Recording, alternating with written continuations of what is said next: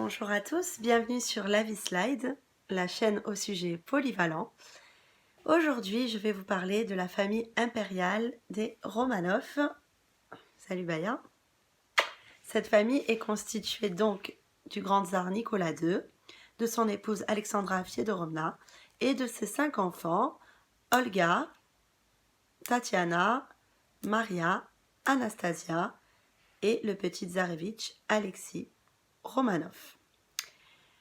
Alors, ce qu'il faut savoir, c'est que on nous a toujours dit que cette famille avait donc péri dans la maison à destination finale, la maison Ipatiev à Ekaterinbourg, assassinée donc par les bolcheviks.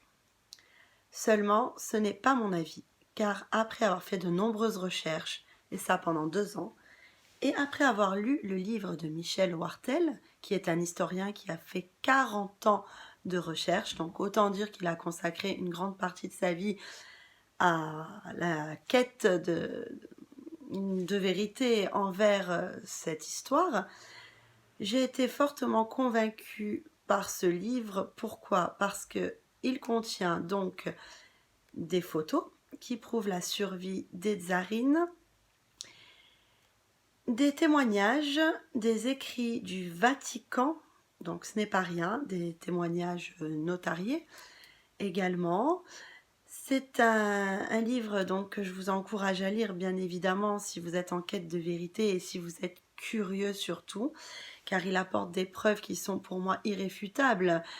Quand on voit des photos des tsarines plus âgées avec des dates, des témoignages assez nombreux, l'air de rien, des preuves comme quoi, je vais en parler un peu plus tard, elles ont été exfiltrées.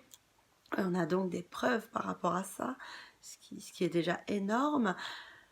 La preuve, moi, qui m'a vraiment touchée, si on peut dire ça comme ça, qui m'a convaincue, ce sont les photos des tombes des tsarines. Et oui, parce qu'évidemment, elles n'ont pas péri ce 18 juillet 1918 à Ekaterinbourg.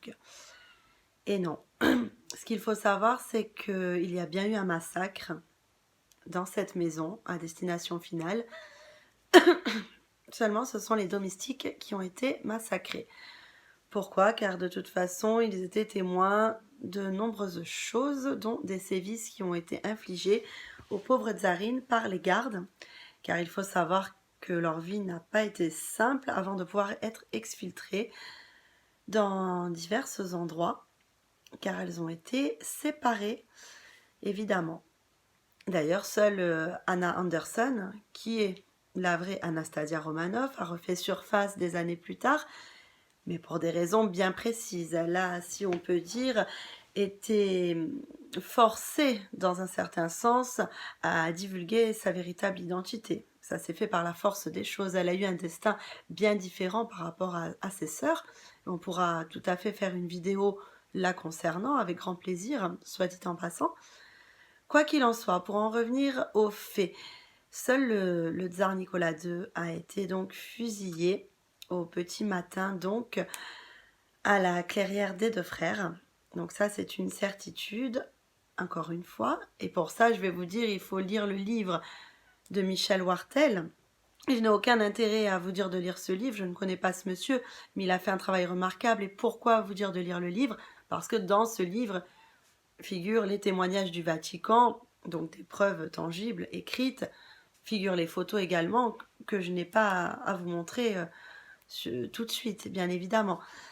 Donc voilà, moi je fais cette vidéo vraiment pour vous amener sur le début du chemin de la vérité et vous laisser donc par vous-même la découvrir en lisant le livre de Michel Wartel qui s'intitule donc La famille Romanov, le mystère de la maison Ipatiev. Une petite parenthèse sur le petit tsarevitch Alexis Romanov qui lui a malheureusement eu le même destin que son père et que les domestiques, donc a bien été assassiné. Maintenant, exactement comment, on ne le sait pas. On n'a pas de détails plus précis à ce niveau-là. Tout ce qu'on sait, c'est qu'il a donc été cette nuit-là dans une prison, avec son papa, et que ça s'est soldé par 2 assassinats celui de son père donc, qui a été fusillé à la clairière des deux frères, et Alexis qui donc n'a pas survécu non plus, mais on ne sait pas comment il a été assassiné. Ce qu'on sait également, c'est que donc les tsarines, après s'être rasé la tête, ça c'est pas un grand mystère pour ceux qui connaissent l'histoire de Russie. D'ailleurs, ça met la puce à l'oreille. Si elles se sont rasées la tête, c'est peut-être pas pour rien, c'est pour pas être reconnues suite à l'exfiltration donc qui s'est produite euh, après, après cette étape capillaire. Ce qu'il faut donc garder en tête, c'est que la tsarine Alexandra Fidorovna, qui était une grande religieuse, qui avait grande foi en Dieu, c'est une dame pour qui la foi était primordiale, et donc il faut savoir que celle-ci a fini sa vie dans un couvent en Florence. Alors je vous balance ça comme ça, vous devez me dire, mais encore une fois, d'où elle détient ces informations? Je ne vais pas répéter dans quel livre je les ai vues et trouvées. Et puis de toute façon, même sans ça, avec beaucoup de recherches, on peut très bien démêler un peu le vrai du faux. Voilà.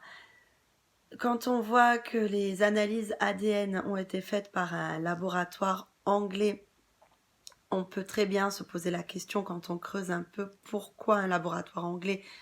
Tout simplement parce que ce laboratoire anglais en question est financé directement par certains membres de la famille impériale qui, eux, étaient encore vivants et bien contents de pouvoir bénéficier de la fortune impériale.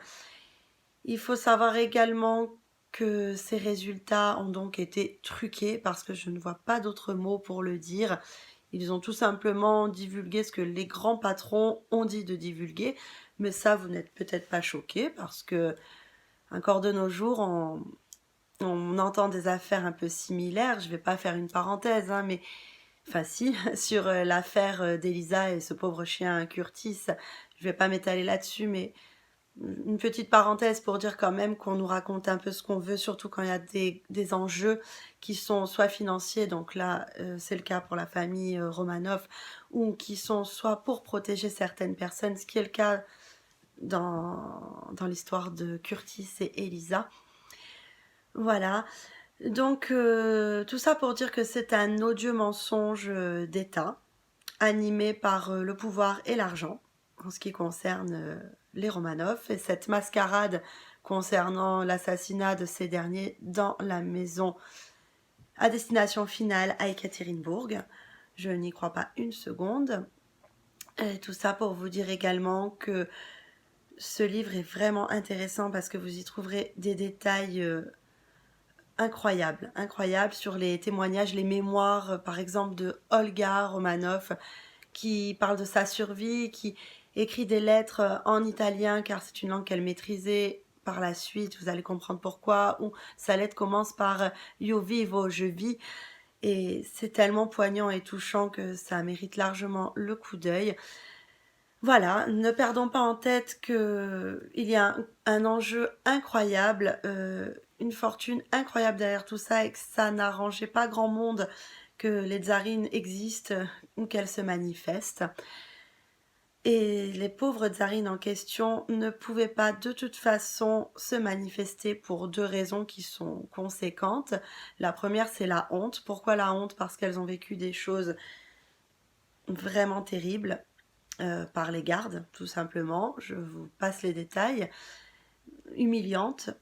Et la deuxième, c'est évidemment la peur de se faire tout simplement assassiner. Parce que de toute façon, il aurait été trop dangereux pour elle, je le répète, de se manifester. Après cette mascarade à peu près bien organisée donc par les bolcheviks. Voilà, je pense que je vais arrêter ici et vous laisser donc lire le livre de Michel Wartell. Donc c'est l'affaire Romanov ou le mystère de la maison Ipatiev. Me donner vos avis en commentaire, me dire ce que vous en pensez, car je peux faire une autre vidéo pour détailler plus de choses si nécessaire. Je vous ai vraiment fait les grandes lignes uniquement. Et on peut également parler de la vie d'Anastasia Romanov ou de Grigori Efimovitch Raspoutine, ou de diverses choses concernant l'histoire de Russie avec grand plaisir. Merci de m'avoir écouté. C'était ma première vidéo, donc merci pour votre indulgence. À bientôt, c'était La Vie Slide, la chaîne YouTube au sujet polyvalent. Au revoir.